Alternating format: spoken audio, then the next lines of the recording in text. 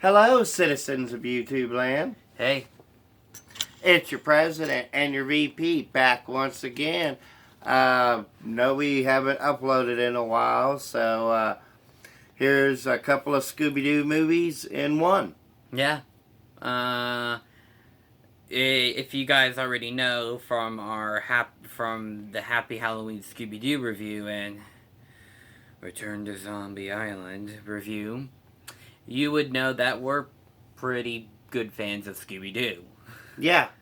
And this week, we are tackling two Scooby-Doo movies. Scooby-Doo Pirates Ahoy and Scooby-Doo Mask of the Blue Falcon.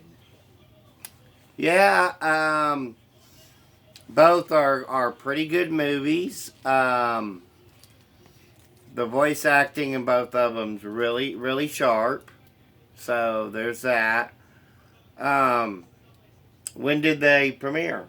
Pirates Ahoy premiered September 26, 2006. So honestly, that's really cool. Yeah. I was almost a year old when the movie came out. So, I mean, 15 years since this movie came out, guys. I mean... and then it was February 26, 2013 when Scooby-Doo Mask of the Blue Falcon came out. And Mask of the Blue Falcon had Adam West in it. No, it didn't have Adam West in it.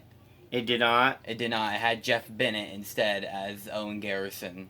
Oh, okay. Yeah. So I guess he was doing an Adam West... impersonation. Yeah. He did a good job, though, honestly. Yeah, it was pretty good. It was pretty good. It was the movie. That movie is a throwback to it's a spoof of superhero movies and TV shows and stuff. Yeah, and specifically like the 1960s Batman. Yeah, because you have the Mask of the Blue Falcon is an actual Hanna-Barbera IP that was a TV show that they used to do back in the day. So that's really fun.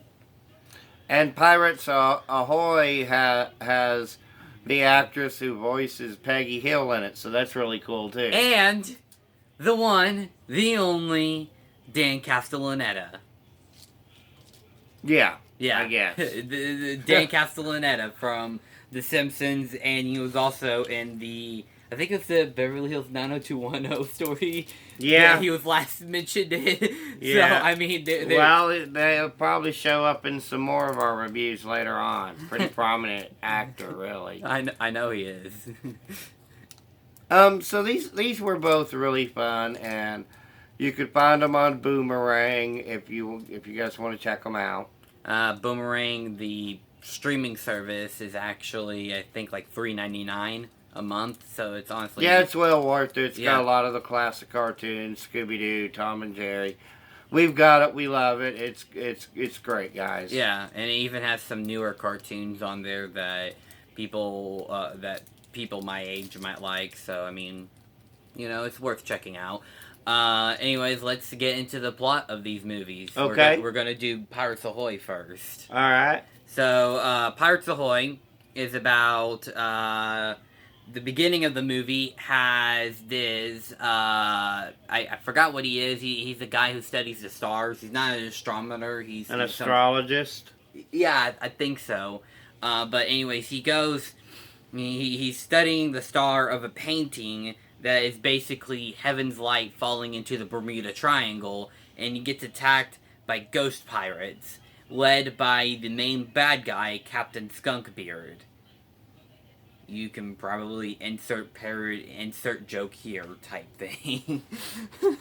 Yeah, so, and it's also some type of mystery cruise, right? Yeah, it's a mystery cruise that he's going on, that Fred is having his birthday on a mystery cruise, and it's just the best. I did find Fred's parents annoying because... Me too. I don't know. At least his dad gets a better revamping up in Mystery Incorporated, but his parents are just annoying. Because they were just like, "Oh, Freddy, come here, my baby boy."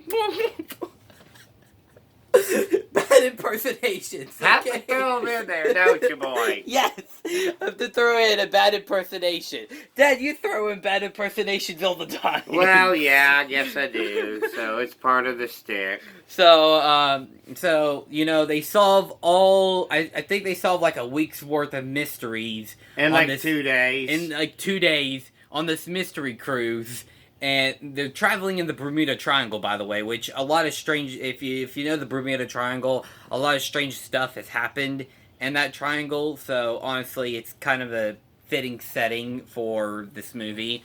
I wish that more Scooby-Doo movies. And would it's the take place captain in this. of the cruise ship and his assistant, who's voiced by the actress who plays Peggy Hill, of course. Yeah. They're the ones that do the mysteries that get solved in 2 days, and then we get the skunk beard thing, and of course, as he mentioned earlier, there's like a random astrologist that shows up, and Yeah. things kind of get a little weird from there. And then there's like this creepy little dude kind of just walking around. Mysterio. Yeah, Mr. Mysterio, who's Dan Castellaneta's character. And honestly, I didn't even recognize his voice when I heard that. I'm like, what? And there's also like a billionaire philanthropist who, I think I said that right. Yeah, who's doing like a jetpacking around the world. Yeah, jetpacking around the world. And it's your stereotypical guy that's like, I'm richer than you. But So, kind of like Tony Stark in a way. I guess you could say that. So he's out for thrills, and he's really obsessed with pirates, it turns out. Yeah. And they hypnotize the billionaire into becoming Skunkbeard. Mr. Mysterio hypnotizes him in becoming Skunkbeard, convinces him that the Heaven's Light can make him build a time machine. I guess we have to talk about the CGI too. Oh gosh. Okay, there's a little. It's not great. Yeah. Remind you, this movie came out in 2006, but this was a direct-to-DVD movie, so I don't think you can really blame them. But the atmosphere was really creepy and cool, so yeah, it had that going for it, and it had ghost pirates or pirate ghosts. I guess it'd be pirate ghosts, wouldn't it? You know, we've had this debate before. No, it's ghost pirates, Dad. They even say it in the movie. Ghost pirates. Ghost pirates. It's ghost pirates. So a ghost pirate is a pirate who dies and becomes a ghost. A pirate ghost is a ghost that becomes a pirate as a ghost. I don't know. So anyways, you know, guys, they solved the mystery. It turns out that it was Mr. Mysterio, as we said. Yeah. But this is a really fun movie, and if you hadn't checked it out in a while, do so. Yeah. You know, just turn your brain off and have a good time with these movies.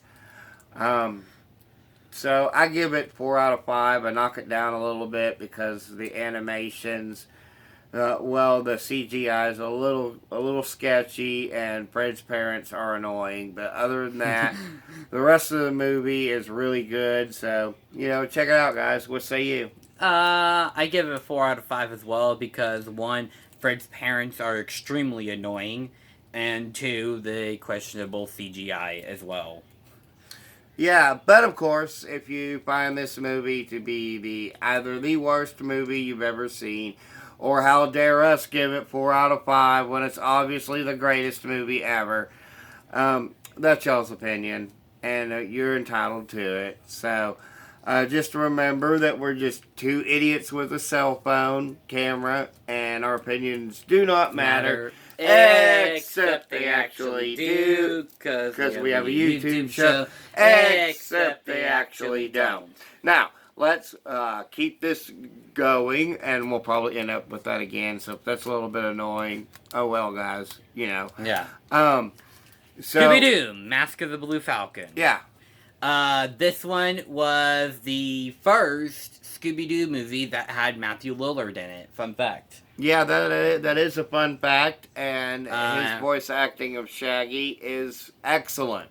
Because this was after Casey Kasem died, and he was the voice actor for Shaggy for a little bit. And then the role went on to Matthew Lillard, where he's Now, I been... think Casey had retired, though, and they had given him the role before Casey died, though. Yeah. So, I mean, I could be wrong. If we're wrong, correct us in the comment section. It's no big deal, guys. We have an open forum, and that's what it's there for. Yeah. So, but it turns out that they're headed somewhere, and they solve a mystery, and then they're on their way to basically what amounts to a parody of the San Diego Comic-Con. Yeah, even the town itself is a parody of San Diego, so... Which, if you guys... Because it turns out that Scooby-Doo and Shaggy are fans of the Blue Falcon. I said that right? Yeah, Blue Falcon. The Blue Falcon. I can get these things a little mixed up. So, and Dynamite. Which is kind of weird because of the fact that Blue Falcon and Dynamite was actual cartoon characters from... So, well, I guess if you think about it too hard, you're going to come up with a universe within a universe theory and make your head go... Anyway, guys. I guess that's what Scoob was hinting at with a Hanna-Barbera universe, but... Now, I heard that one was awful, but yeah. I will check it out. I'll check it out too. But anyways, we're getting off topic here. Yeah, we do this sometimes. They know this. But anyways, like I said, they go to a parody of the San Diego Comic-Con, which is a huge event for nerds like me, because I'm a comic nerd. I love comics. And they just have the main bad guy, aka Mr. Hyde, came along, and he's the one who keeps terrorizing people. Yeah, it turns out that Oliver, that's his name, right? What do you mean? Owen? Owen Garrison. Owen Garrison is a bitter old man, and he was the original Blue Falcon. And they made this movie, Blue Falcon, which really comes into the play of this, because it's sort of a spoof of remakes of hero movies and action movies and stuff that we've gotten in the last several years. So it's still pretty on par with the subject matter as far as that goes. But, the biggest fans, of course, are Shaggy and Scooby. And it turns out that the Mr. Hyde, the character from the Blue Falcon comic, is terrorizing the Comic-Con. And TV show. Excuse me. And so he's terrorizing the TV show, and they make it look like Owen Garrison is the one that actually did it. But as it turns out, it's his bitter old partner, Jack Rabble. Who's like, what, a magician? No, he was he was like the reigning champion of like a robot death battle type show. Which he was, people my age will remember, like Robo Wars or whatever it was called on Comedy Central. They had those for a thing. Yeah, and what happened was his robots were actually deemed like too extreme, basically. And one of his robots actually blew up the studio, and so he was banned. Basically, he had a lifetime ban on him forever. And it's like I could have inserted a Sandlot joke where it's like how long am I banned? Forever.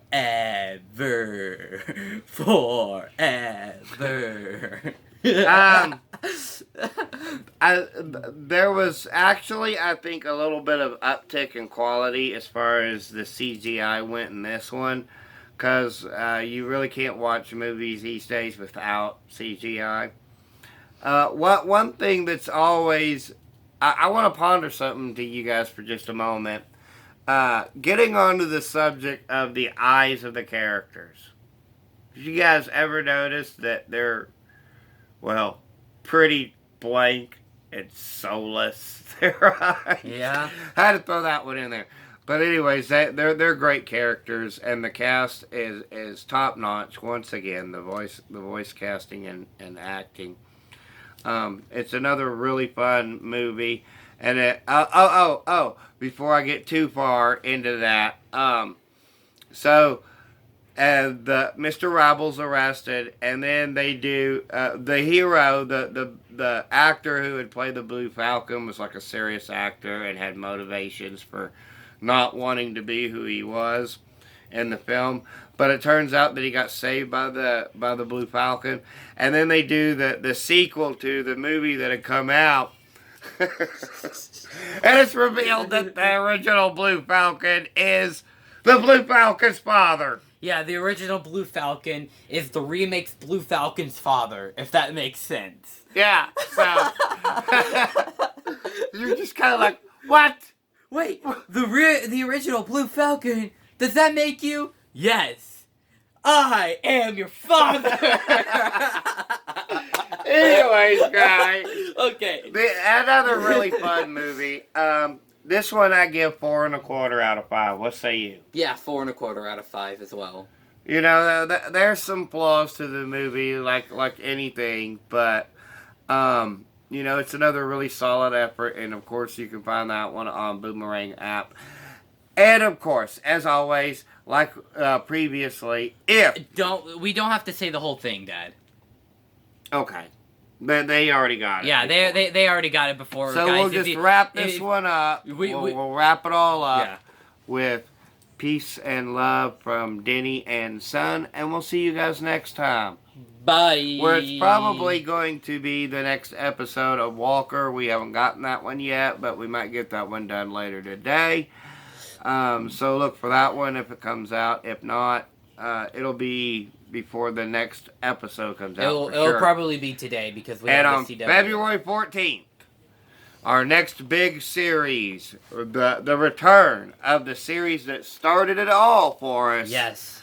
Lifetime Movies, Dude's Perspective, is coming back with a telenovela romance drama that was provided by from KFC. Yeah, you heard that right.